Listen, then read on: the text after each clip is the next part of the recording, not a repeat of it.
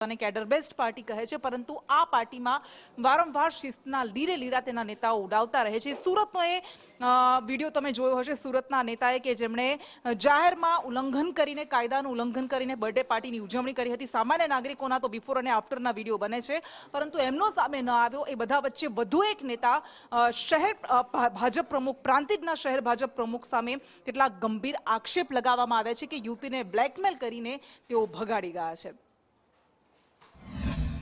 શિક્ષક પોતાની જાતને શિક્ષક કહે છે, અત્યારે શિક્ષક કહીને પોતે ટ્યુશન અને સ્કૂલની અંદર ભણાવે છે।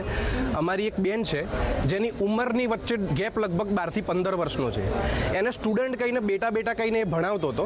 હવે ભણવા જતી હતી, દરેક મા બાપને દરેક ફેમિલીને એવો વિશ્વાસ હોય કે પોતાની છોકરી ભણવા જાય છે એના ઘેર। હવે એ એકચ્યુઅલી શું કરી રહ્યો હતો, શું કરે છે, કોઈને ખબર નથી।